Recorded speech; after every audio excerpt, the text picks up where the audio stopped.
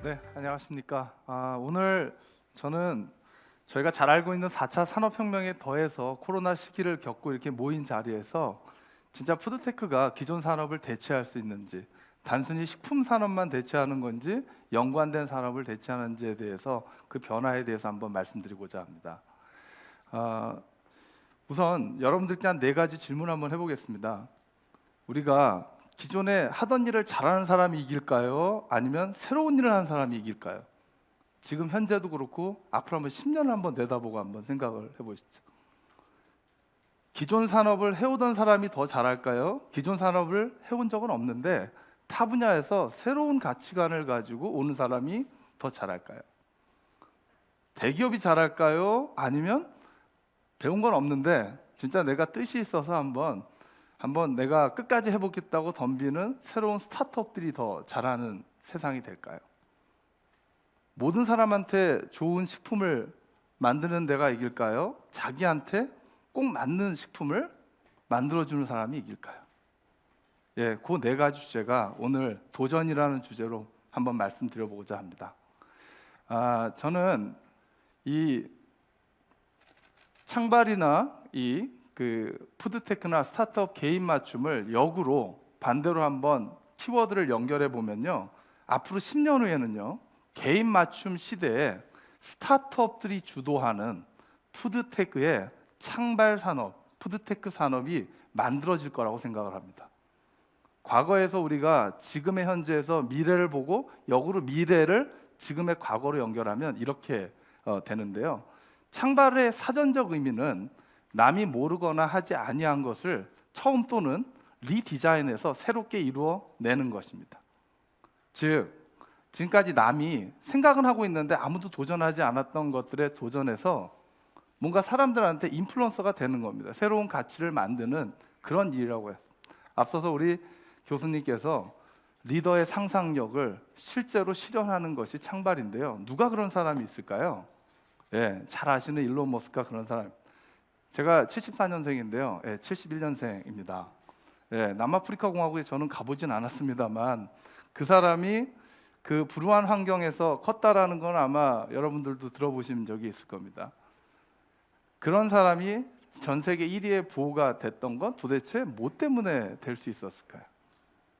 그 사람이 기술 때문에? 비즈니스 때문에? 그런 것 같지 않습니다. 테크놀로지, 비즈니스, 그 이전에 이 사람은 소셜 임팩트를 더 먼저 생각한 것 같습니다. 그래서 지금까지 인터넷이 사람들한테 어떻게 도움을 주고 우리가 친환경 에너지를 통해서 수송시단을 바꾸고 앞으로 지구가 갖고 있는 한계점을 극복해서 우주로 나가고 인공지능이 항상 좋은 쪽으로만 작용하지 않으니까 인공지능이 만들어낼 위험에 대해서 오픈소스를 통해서 인류에 도움을 주는 환경을 만들자. 이런 것들은요, 사실 돈의 문제가 아닌 것 같습니다. 남들이 미래에 대해서 상상하지 않았던 걸 먼저 상상하고 깃발 꽂고 팀빌딩 한 거죠. 그리고 이러한 것을 끝까지 본인이 도전해서 새로운 가치를 만들어냈기 때문에 저는 이분이 창발가인데 결과적으로 일어날 수가 지금 혁명가가 된 것 같습니다. 그걸 우리는 많은 시도를 끝에서 다양한 창발적 일 중에 세상이 바뀌면 그 순간을 우리는 혁명이라고 얘기하는 거예요. 저는 사실 대학이 부끄럽지만 이러한 창발의 중심에 있어야 된다고 생각합니다. 개인적으로 제가 74년대 우리과 막내 교수입니다.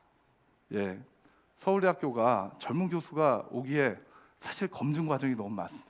리스크를 테이크하지 않습니다. 대학의 외국 대학 사례를 몇 가지만 좀 말씀드리겠습니다.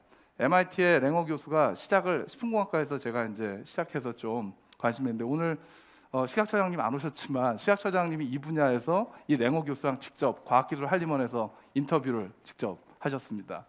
예, 모더나의 RNA 백신을 만든 교수입니다. 2010년도에 모더나를 만들었고요. 40여 개 회사의 파운더입니다. 모더나 하나는 뭐 기업 가치가 워낙 왔다 갔다 합니다만 제가 오늘 데이터는 전부 작년 연말 데이터입니다. 130조 원의 기업 가치를 했고요. 개인 지분이 한 3.2% 있으니까 개인 재산으로 한 5조 4천억 정도를 이 회사의 파운더로서 본인이 밸류를 만들었습니다. 스탠포드 대학의 임파서 푸드 말씀 많이 드셨을 텐데요. 앞으로 고기에 대한 대안육, 대체라고 하는 것보다는 사실 올터너티브인데 대안육으로서 고기가 갖고 있는 핵심 기술은 피 색깔과 피 맛을 내는 겁니다. 그 헤모글로빈을 이제 유전공학적 방법으로 대량 생산한 기술이 CES에서 각광받는 고기에 대한 미래 기술이고요. 하버드 대학에서는 싱클레어 교수가 와인에 프랑스 사람들이 왜 와인을 먹으니까 심장병, 발병도 늦고 오래 사느냐라고 해서 레스베라토르라는 물질을 찾아서 노화를 억제하는 신약 후보 물질을 발굴을 했습니다. 이런 방식으로 식품에서 10개의 식이약 후보 물질을 만들어서 10개 생명공학 회사를 만들었는데요. 그 중에 하나가 레스베라트롤의 타겟인 썰트를 가지고 하버드 역사상 현금으로 1조 원의 기술 이전한 물질이 되겠습니다. 그렇게 많은 일을 하지 않습니다. RNA 백신 만드는 거고요. 피 맛을 내는 거고요. 노화를 막는 물질을 하나 찾은 겁니다. 우리가 많은 사람이 들여서 연구에서부터 유통까지를 다 하는 기업이 앞으로 미래의 경쟁력을 가질까요? 쉽지 않을 것 같습니다. 특정한 분야에 정밀하게 한 가지 분야에 정말 평생에 걸쳐서 특정한 분야의 리더가 되는 것이 굉장히 중요한 시대가 된 것 같습니다. 저희가 국내 대학과 대기업들을 좀 말씀을 드리면 창발하러 아직 나아가지 못하고 있습니다. 오늘 사실 글로벌 경쟁사 대비 삼성전자, 현대자동차, 롯데 모두 높은 매출과 영업이익이 있음에도 불구하고 아직까지 기업 가치가 낮은 거 여러분들 잘 아십니다. 오늘 여기 삼성전자의 박찬호 부사장도 와 있고 또 롯데 우리 이경원 선생님 와 있지만 제가 이런 얘기를 많이 합니다. 왜 우리나라의 대기업이 실적에 비해서 미래 가치를 평가를 못 받을까? 네, 초격차의 다음 단계의 버전이 필요한 겁니다. 불가능을 가능하게 만들고 아무도 가보지 않는 것을 해볼 수 있는 문화가 돼야 되는데요. 아직까지 대한민국은 권위에 대해서 도전하기가 참 어렵습니다. 예, 제가 X세대를 약간 껴 있습니다. 예, 뭘 이렇게 자신 있게 하기에는 MZ세대 같지 못하겠고요. 또 MZ세대는 저희 보고 또 그렇게 얘기 안 합니다. 이 세대의 어떤 변화가 되게 중요해서요. 앞으로 아마 삼성전자도 지금 이런 일을 하는 것 같습니다. 오픈 이노베이션 합니다. AI 관련 회사 3개 기업을 인수했고요. 삼성전자가 왜 여기 제가 박찬호 부사장 말한 푸드테크의 메인 기업이 될 수 있다고 생각을 합니다. 스마트폰과 이런 그 큐커, 비스포크 큐커라고 하는 AI 기술 탑재한 조리기구는 아마 글로벌 시장에서 구독 경제를 가져올 수 있고 앞으로 미래의 개인 맞춤 시대의 핵심적인 플랫폼이 될 가능성이 있다고 봅니다. LG도 마찬가지가 될 것 같습니다. 현대자동차는 테슬라보다 전기차 늦게 시작했죠. 그래서 이번에 메타 모빌리티라는 걸 합니다. 정의선 회장님이 보스턴 다이내믹스를 돈도 못 버는 회사를 ROI가 안 나오는 회사를 현금으로 1조를 주고 인수를 했습니다. 서울대학교에 기계과를 안 가고요. 화학생물공학부에 최장욱 교수 찾아갔습니다. 2차 전지는 늦었지만 3차 전지는 먼저 해야 된다. 왜? 모빌리티를 해야 되니까. 경계가 없어졌습니다. 기계과 안 갑니다. 예, 화공과를 먼저 갑니다. 근데요, 이 회사는 푸드테크 기업이라고 저는 봅니다. 왜? 푸드 딜리버리는 결국 로봇 기술입니다.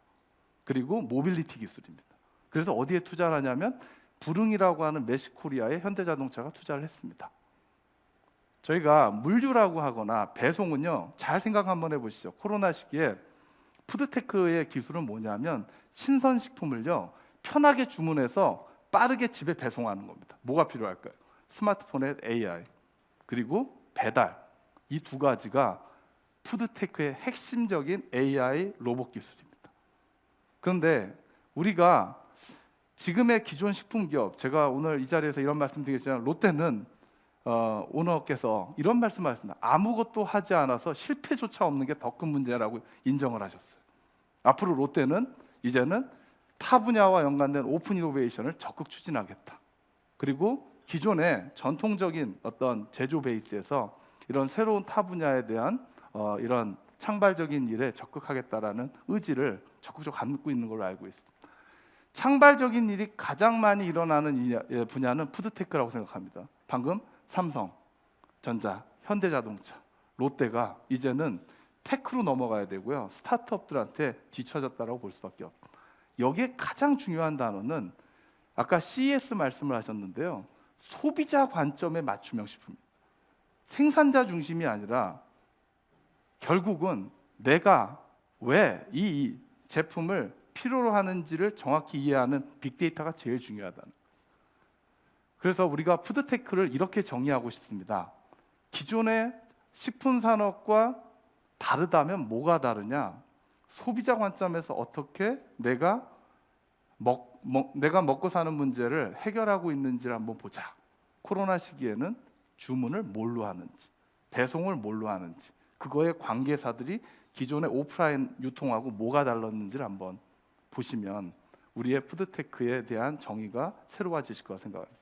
여기 보여지는 가장 4차 산업혁명에서 중요한 기술은 AI, 로보틱스, 바이오라고 일반적으로 얘기하고요. 현실 세계를 가상현실로 가져가는 지금 얘기하는 이런 XR, 메타버스, 블록체인, IoT, 대체 소재 등이 전부 다 우리의 푸드테크의 핵심 기술이라고 말씀드릴 수 있습니다. 2022년 방금 전에 우리 교수님께서 CES 공식 세션을 말씀하셨는데 역시 우리가 알고 있는 식품에 대한 세션이 아닙니다. AI, 스마트 키친, 로보틱스, 그리고 대체육, 음식물 쓰레기 어떻게 저감하지? 앞으로 이 삼성전자나 LG에서 가전에 냉장고가 있으면 여기에서 냉장고에 있다가 없어지는 쓰레기들을 어떻게 레스 웨이스트 할 거냐, 이런 게 아마 앞으로 스마트 가전이 굉장히 중요한 기술이라고 생각을 합니다. 근데 더 놀라운 건요, CES를 주관하는 건 CTA입니다. 컨슈머 테크놀로지 어소시에이션 이 행사를 주관하는데 그 많은 기술 중에 올해 5대 기술 중에 푸드테크가 들어갔습니다. 이제 푸드테크가 소비자 입장에서 생각하면 가장 창발적인 산업이고요. 대표적으로 일론 머스크에 버금간 사람이 누가 있을까요? 1, 2, 5 부자 하면 제프 베조프입니다. 아마존은 뭐 하는 기업일까요? 1994년도에 창업했는데요. 지금 작년 연말 기준으로 2,000조였습니다. 지금 약간 주가가 떨어졌습니다. 전 세계에서 매출 1위 하는 기업 어디인지 아시죠? 월마트가 전 세계에서 1등을 매출을 하는 기업입니다. 월마트의 기업 가치가 5배이고요. 작년에 1962년도에 창업한 월마트의 매출을 미국 내에서 작년에 아마존이 이겼습니다. 이제는 근데 이 아마존은 어떤 기술을 가지고 이겼을까요? 알렉사입니다. 지금 LG하고도 같이 콜라보하고 있죠. 아마존의 대시원드에다가 탑재한 이 음성 명령을 하면요, 아마존하고 대화, 음성 인식을 하면서 온라인 결제가 집에서 원스톱으로 됩니다. 아침에 눈 뜨면 알렉사하고 나의 컨디션에 따라서 내가 원하는 식료품을 직접 주문을 하면 아마존의 프레시를 통해서 마치 우리나라의 마켓컬리처럼 신선 집에다 배송을 해줍니다. 식품 유통 혁명을 가져왔습니다. 근데 문제는 뭐냐면 이 구독자들이요, 온라인에 머물러 있지 않습니다. 아마존이 오프라인에 진출합니다. 홀푸드를 인수합니다. 신선식품 유통. 그리고 아마존 고와 아마존 프레시 오프라인을 만듭니다. 초록마을이라든지 편의점을 직접 무인화해서 운영하기 시작을 합니다. 그 다음에 뭘 할까요? 구독 경제에 맞는 PB 제품을 만들든지 자신에 맞는 유형별 식품의 캐터고리를 만들어 가겠죠. 이 플랫폼 기업이 만들어내는 건 플랫폼으로 머물지 않습니다. 소비자 맞춤형 상품을 갖다가 추천해주다가 설계에다가 생산하다가 소재 개발합니다. 그러니 기존의 식품 제조 기업은 뭐가 될까요? 잘못하면 OEM으로 전략할 가능성이 굉장히 높습니다. 그러면 네슬레라고 하는 세계적인 식품 기업은 어떻게 하고 있을까요? 여기는요, 우리나라 식품 기업하고는 좀 다른 것 같습니다. 여기 네슬레, 제가 사진 찍은 데는 로장 공대 안에 헬스 연구소입니다. 네슬레가 가야 될 길은 결국 ESG와 헬스라고 판단을 해서 식품에 투자하지 않습니다. 여기 보시면 디지털 뉴트리션, 그리고 메디컬 프로덕트, 진단기기 회사에 투자를 합니다. 식품의 기본은 영양에서 시작해서 헬스로 가서 결국은 이제는 웰니스나 ESG로 가는 거죠. 여기에서 하는 일은 이제는 오픈 이노베이션입니다. 그러니까 우리나라의 식품 기업이 비즈니스를 잘했습니다.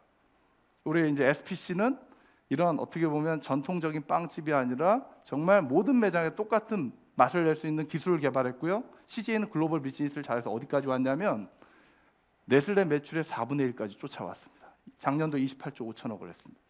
네슬레 4분의 1입니다. 영업이 1조 한 7, 8천억 한 걸로 제가 알고 있습니다. 근데 왜 기업 가치가 5조 몇 천억밖에 안 될까요? 네슬레의 78분의 1밖에 안 될까요? 거기에 우리는 고민을 해야 됩니다. 과연 테크가 있는가? 어떤 테크가 있는가? 이러한 엄청난 기업 가치를 갖고 있는 아마존과 네슬레는요, 국내 국외 식품 기업을 두려워하지 않습니다. 뭘 두려워하냐? 스타트업들을 두려워합니다.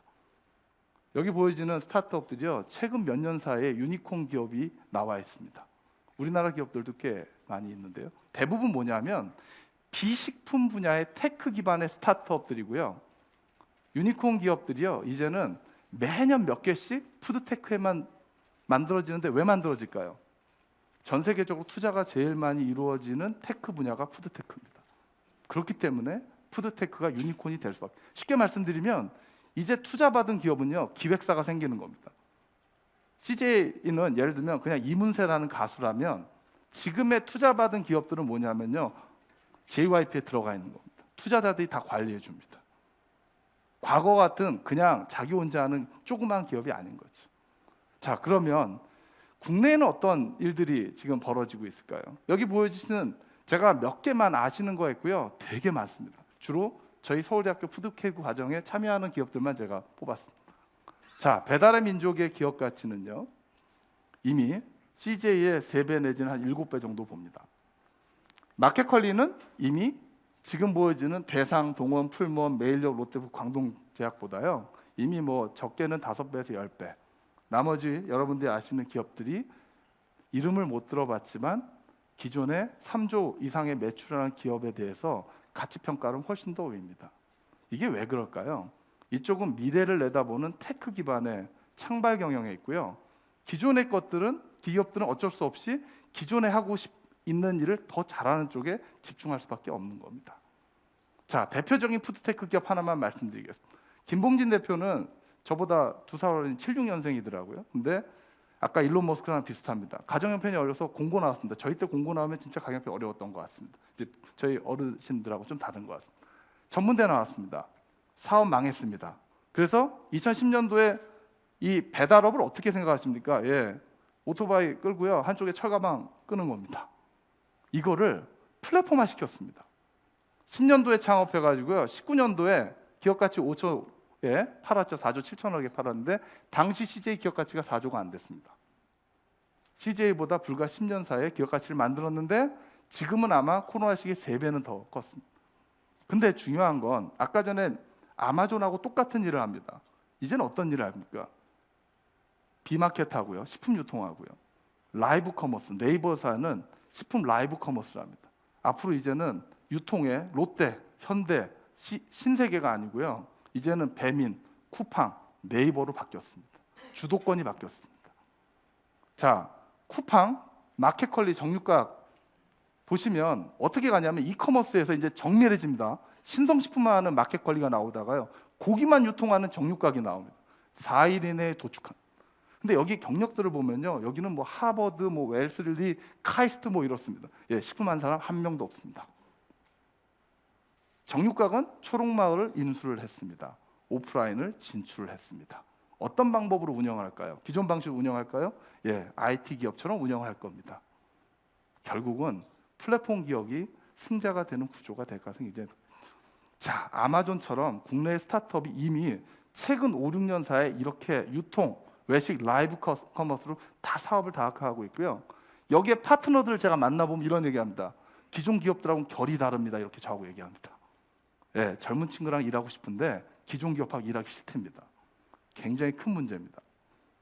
앞으로 대기업에 대한 스타트업의 도전은 훨씬 더 거세질 겁니다. 유통만 얘기하니까 아직은 유통 단계에 머물러신다고 생각하실지 모르겠는데요. 오늘 여기 박재현 대표 프레시지 와 있는데 작년까지 투자액이 4천억이 없습니다. 기업 가치가 유니콘이 넘어선 기업입니다. 예, 물론 몇 개 기업이 합병이 되었습니다. 그리고 여기 아까 전에 바로고 말씀드렸는데 이쪽에 그린랩스 아시나요? 예, 농협이 해야 될 일인 것 같기도 합니다. 가끔 제가 생각할 때는 우리 그린랩스는 결국은 에그테크 플랫폼, 농업 포탈 플랫폼을 하고 있고요. 트리치가 요즘에 또 화두입니다. 글로벌 농수축산물 무역거래 플랫폼입니다. 3조 6천억의 기업 가치를 인정을 받았습니다. 자, 이제 식품과 농업이 이제는 디지털 트랜스포메이션이 되어 있고요. 결국 이 스마트폰 하나 때문에 세상이 바뀌었습니다. 집에서 편하게 빠르게 배송받습니다.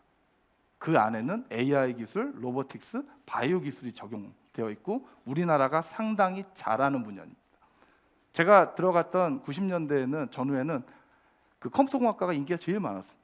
2000년도에는 바이오 분야가 계속 인기가 많았습니다.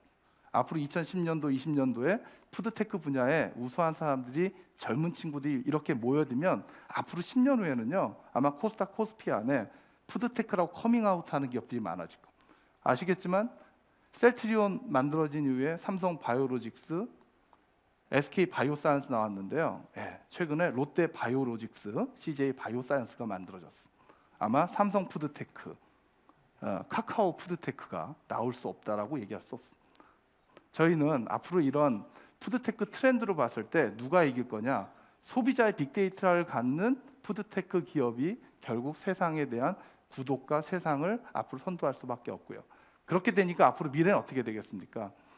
이런 배달의 민족이 마켓컬리와 같은 유통 플랫폼이 결국 이런 딜리버리 회사하고 연계가 되어 있고요. 프레시지와 같은 이런 이제 제조 회사와 연계가 되고 또 이런 그 데이터 회사들, 농업, 그다음에 글로벌 소재나 원료를 공급해 줄 수 있는 빅데이터 플랫폼하고 연계가 돼서 업체와 연결해 줄 겁니다. 이 구조가 이미 완성이 되어 있습니다. 근데 여기 한 가지 빠져 있는 게 있습니다. 앞으로 고령 사회, 1년에 100만 명씩 우리가 고령 인구가 느는 앞으로 5년, 10년을 내다봤을 때 헬스케어에 있어서도 푸드와 농업이 굉장히 중요하죠.